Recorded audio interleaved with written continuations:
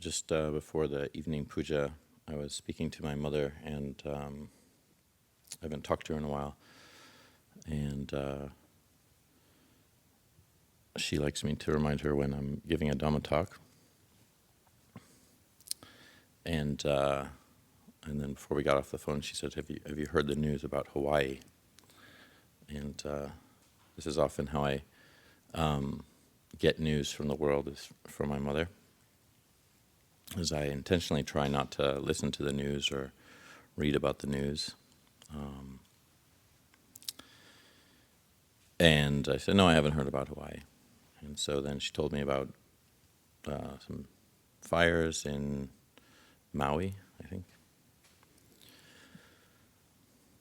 And of course, pointing to climate change and everything going downhill in the world.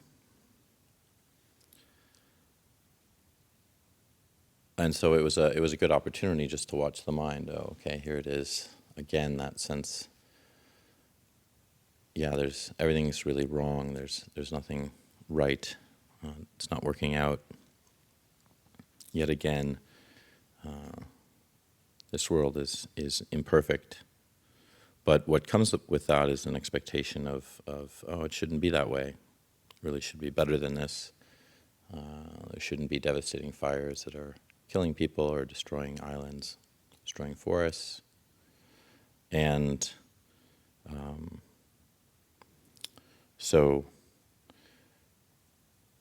when she asked me what I was going to talk about, I said, I don't know, but that seems like a good topic. And the way that I relate to that myself personally is around a sense of perfection and how easy it is for the mind to, at least for my tendencies, to move towards that.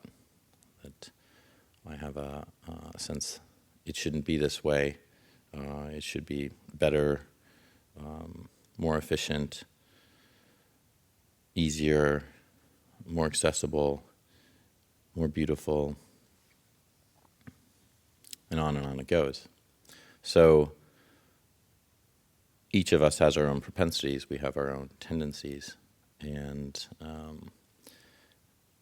it's important to look at these. And Ajahn Cunda was talking about this in his morning reflection, just how we have an opportunity to look at, he was talking about with the hindrances, or the anusaya, the underlying tendencies we have. And each one of us is different, but through the Buddhist teachings we can see that he highlighted that all of us can exhibit at least some expression of what he was talking about with those things that are difficult for us. Our sort of mental challenges, our mental anguish, or the dukkha that we experience. And I remember a long time ago, there was an Ajahn here, Ajahn Yatiko, and he was talking about a monk friend of his who said that he has this problem that he can't look at any object that he sees without immediately thinking to himself, okay, if that was either shorter or made in a different way, or if it had different materials, or if there was some knowledge applied to it where possibly the person who made it didn't have that knowledge, then this particular thing he was looking at would be, he could get it right. And he talked about this as a curse because it's just, that's where the mind goes. Any object that it sees, it's like, this is wrong, this is wrong, this is wrong. And you could imagine that, I guess someone could have a good career out of that if they were maybe an engineer or something that,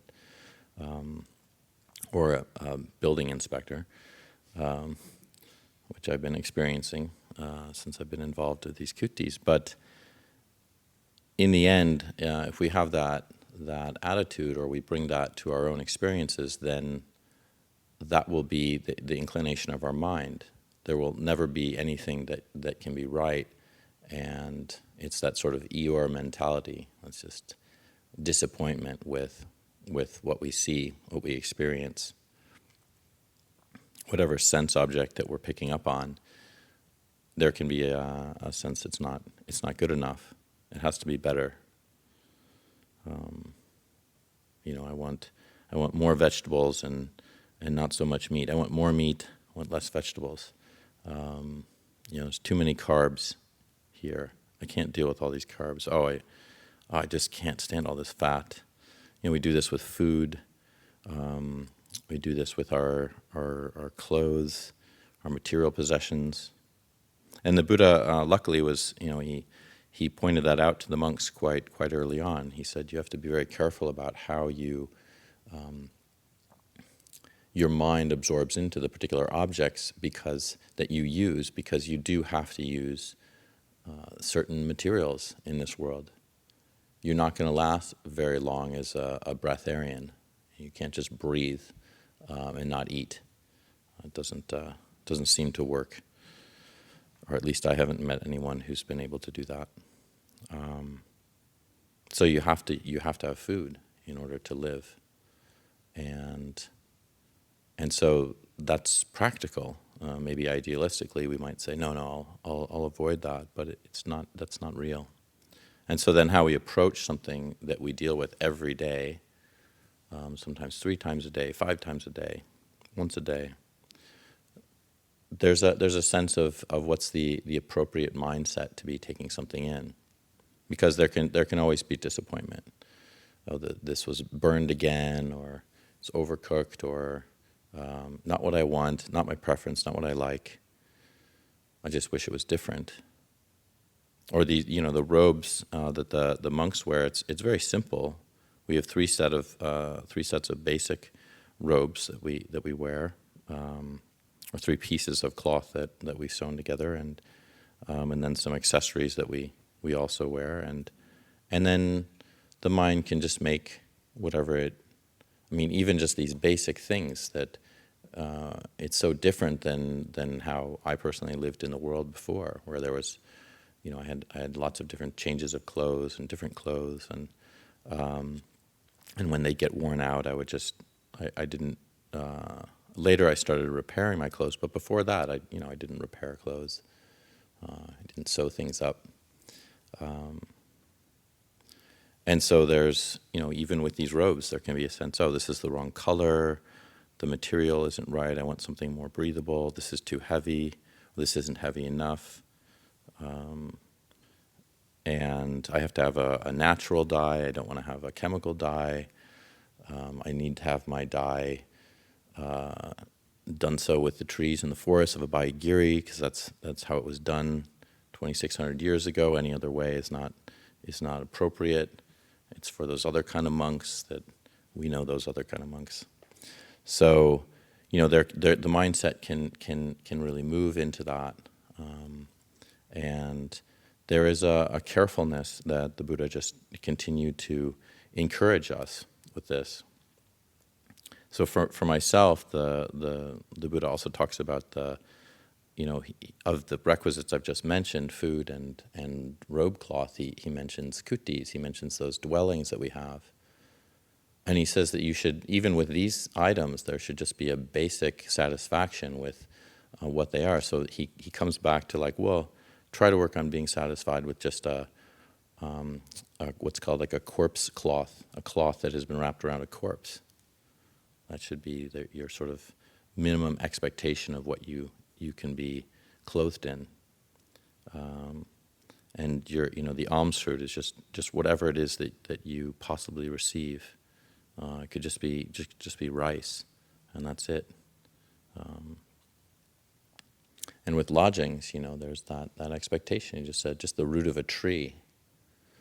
And just reflecting about that now, I can see, because I've given many talks about being involved in building kutis this year, and I'd say this is probably the first moment that I just kind of said, oh yeah, right, I forgot about that root of a tree. That's what the Buddha is encouraging to seek satisfaction in. That anything more is sort of fluff. It's sort of like you shouldn't expect it. And that's quite interesting, because dealing with something that one gets involved in, with a project, with something that one is in charge of or takes responsibility for. There really does need to be, in order to benefit from taking on something like that, a measure of the mind and what the expectations are.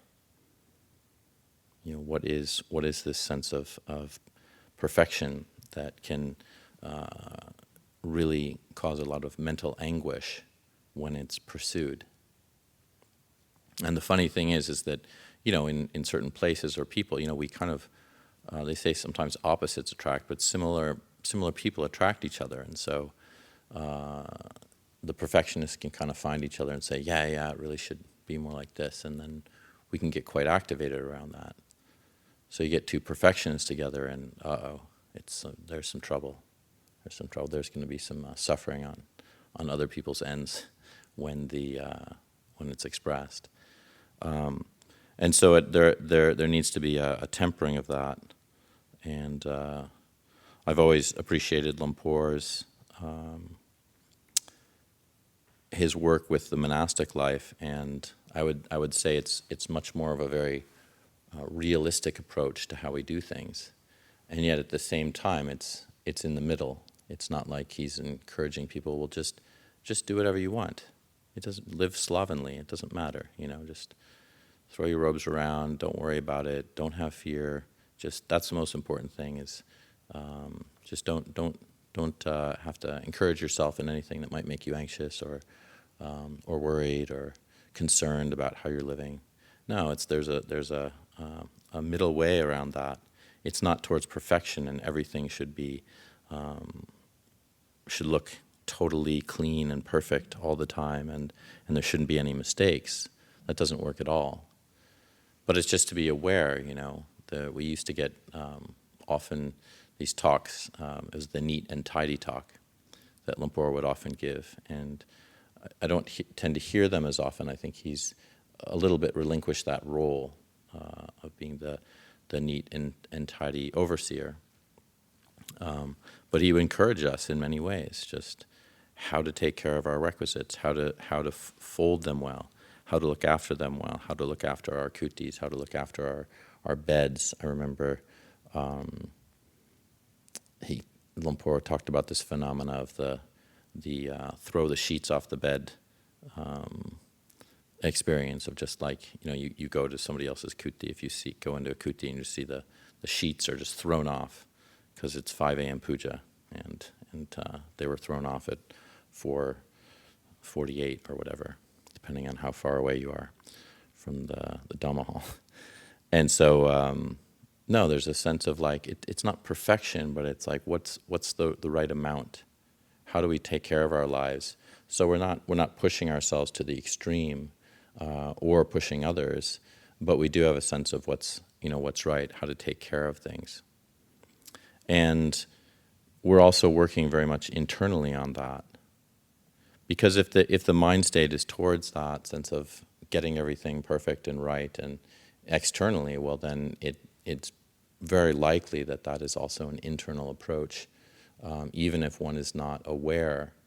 If there is a sense of how other people should behave, and a sort of perfectionist end in that it has to be everyone has to be the best they should be, or that person's expectation of them should be, then very much it's very common that points inside, that we hold that to ourselves, even if it's not spoken, and then we must be consistently disappointed and critical of ourselves because no one can match that kind of perfection.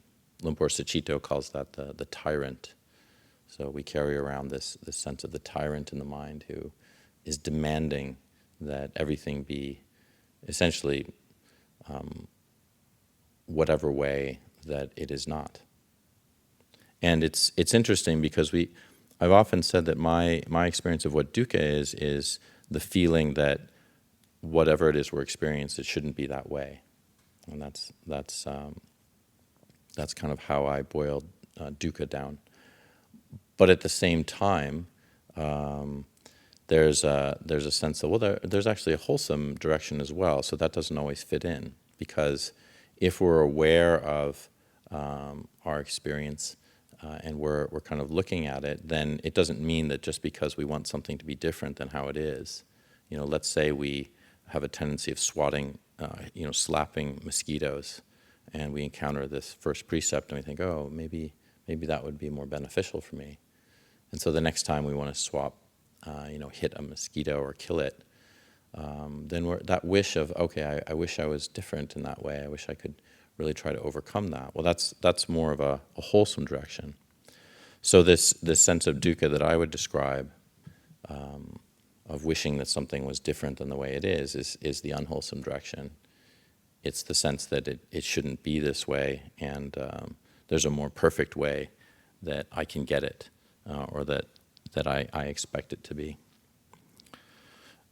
And so what I find with practice that helps is just not only just being aware of that, but then watching the mind's reverberations around something like that. So if somebody tells me something, they say, oh, this isn't, something in the monastery isn't right. It really should be more like this. And then I can very quickly see that activation of the mind, that sense of like, that's right, Or if I don't see it, I'm experiencing it, which is quite painful. It's, it shouldn't be that way. It should be different. And I'm very good at that. I remember just driving Tancha to Palo up to the end of the road and seeing that there was gravel nicely put out in an area where it had been previously burned. It had been used as a burn pile. And I said, oh, there's this other area where we've used a drive out, a turnout, and it's just a complete burned mess. So all of our gravel now is just filled with this black soot. And that's not what they're for. We really shouldn't use that for them. And I could see right in there, that's exactly how it works. It wasn't that anything was wrong with the comment, but perhaps the place and the time, or how often, or how much, or when it's applicable. Because there's just so much we can really handle right now, and the work scene might not be able to take on something like that. In fact, it can't. Because there's too much of other things happening. But the perfected mind doesn't necessarily see that. It just reacts. Thinking about your own minds, just trying to understand, like, how does that occur for you? That tendency towards a reaction that immediately can just be alighted upon through somebody saying something to you, or you see something and oh, that's not right.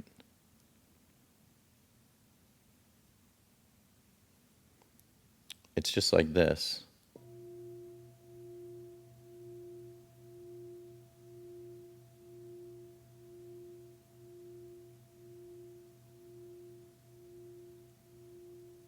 Before the mind was silent or quiet or thinking about something else, and then or onto some other object. But then when we are contacted by an object and then we just activate with that object, then the mind it reverberates just like that bell. It's still going, you might not be able to hear it. And some of us have very large bells for our minds. So some contact we can get immediately reactive to. But what we're trying to recognize is that actually there is a perfection that we are moving towards. And it's the only perfection. It's the only thing that the Buddha really said. Well, it's the only one thing that can be perfect. It is that thing that is beyond all of these conditions. Of course, I'm referring to Nibbana, to enlightenment, the end of practice. The end of practice, it's more like this.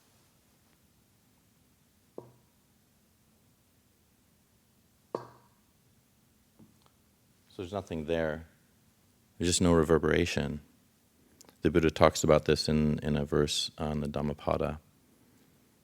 And he says that, when people are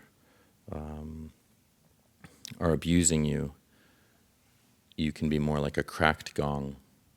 And it sounds like a cracked gong. It's not very attractive. Of course, what's attractive is that singing bell when we hit it, but that's not true within our own minds.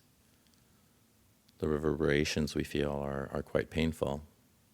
But being like a cracked gong, that's what perfection is. The Buddha says there's victory in the end.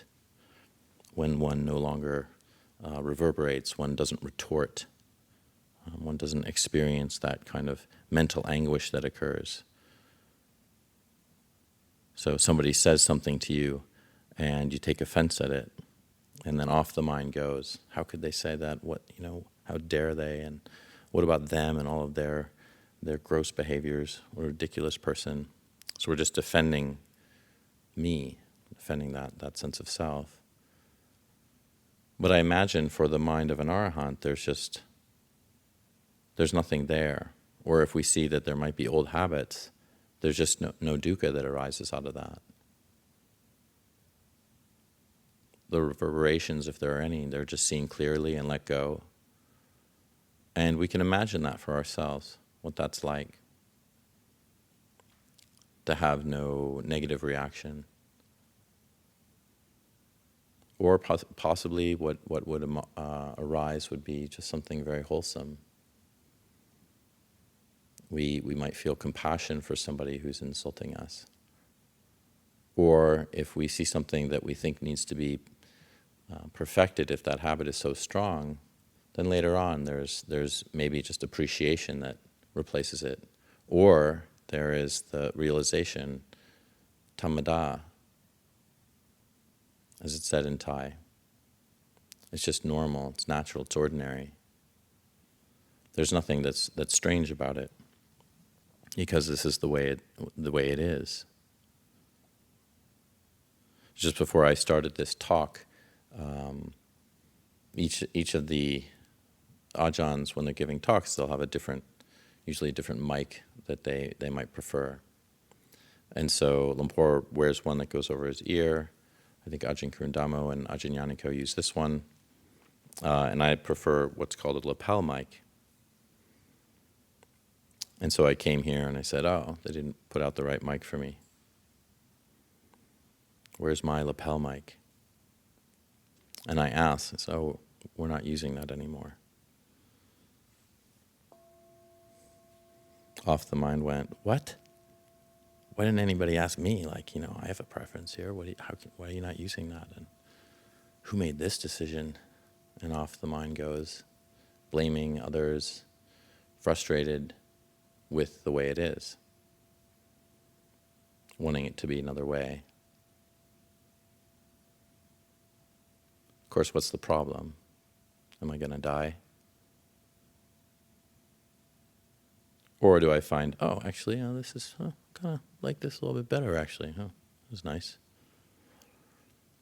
Whatever it is, it's that tendency that we're trying to be careful of, and we want to keep watching over and over again. We want to see, and we want to try to not give into these tendencies that we have, the tendencies that we know about ourselves that keep leading us into trouble. And each one of us knows what they are, and yet we love so much to give into them, because it's how we know ourselves. It's how we think, this is me, this is how I am, and that's okay, that's fine. At least that's what we say. Or we torture ourselves. So it's not okay. I should be better. I should know better. I should be perfect. I shouldn't have said that. I shouldn't have done that. I'm so stupid. There's no hope for me. And on this goes. So what we're doing over and over again is we're continuing to watch the reactions, our tendencies in our minds, but then instead of trying to figure out that I'll try to manipulate my own behavior so that I can perfect myself. I'll get a perfect personality, and everyone will love me, and I won't say this or do that anymore. But it's not through just rote correction of what we're doing. Wisdom can't arise out of that. we're watching, we're being very clear, and we're trying to understand through learning. Some people might think that they just check off certain behaviors they'll do each day. But we don't necessarily learn that way.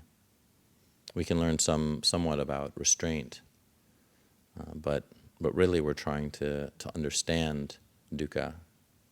This is what the Buddha is talking about with the Four Noble Truths. There are realizations to be had. There are understandings from what we're investigating. So it takes a particular application of effort and a willingness to let go of those tendencies that we find are so strong within ourselves, so that ultimately we're learning over and over again that we can move in a different direction, and that direction is actually quite beneficial for us. And through that benefit, we're gaining faith, we're gaining confidence in what it is that we're doing. So the Buddha's was mentioning this the other night in Ukiah, when I was teaching in Ukiah, and that's that faith, interestingly enough, in the Buddha's teaching it's not about belief, it's about feeling confident about the teachings because you've experienced them for yourselves, you've understood what's been said. And so you say, oh, that's right, this really works. I understand it, I get it. So if I keep following this direction that the Buddha keeps pointing me in, then I will continue to learn in that way, and I'll suffer less. Rather than just a sense of blindness, just blindly follow something. And so we can begin to release ourselves from our tendencies that are so strong, our reactions. And one of the things that's often difficult to learn about this is because they can be so strong, these tendencies can be so quick and difficult to see. The problem is often that it's so fast and that it lasts a long time, just like that bell that rings and rings and rings. So we can actually be pretty quick. We can just react so quickly, and then that activates us for sometimes hours. And the peace then can take a very long time. So we're often very good at reacting, rallying to our own fears or desires. But it's that calming, that peace, that it's a harder direction. It's a much more difficult direction to aim ourselves in. 3-4 hours of reactions, activations, and the peace comes that much later. So it's really there also there's a lot of patience required with this, and also a gentleness with how we're treating ourselves in this approach, because one of the ways I think about how the Buddha talks about this is not a path of torture is how we can tend to torture ourselves through the practice. This isn't good enough, it's not fast enough, not getting the results. I need to be like a spiritual warrior and destroy. But that's not really such a measured approach. It's not usually very helpful. So in terms of just kind of seeing our own tendencies, I would just encourage each of us, as I was talking about perfection and how that can sort of manifest, just looking within our own tendencies, and not in a necessarily a critical way, but an intentional way to highlight, like, oh, okay, how can I work from a sense of non-reactivity around them as I watch, as I see clearly? How do I get to that point of being a broken gong, a broken bell that doesn't reverberate when struck? And so each of us has our go-tos, our tendencies, Again, these are like anusaya, call them underlying tendencies. They're what lies below. Sometimes things that are not so obvious, but they are the things that are there that essentially get us into trouble. The tendencies of our minds, the movements of our minds, the habits, reactions. So once we get to know them, they're not taken on as an identity or a self. They just are what they are. And the way we release them is through our own awareness of our experience, and then our intending to let them go, to not continue to pursue our mental anguish, our thoughts, our stories.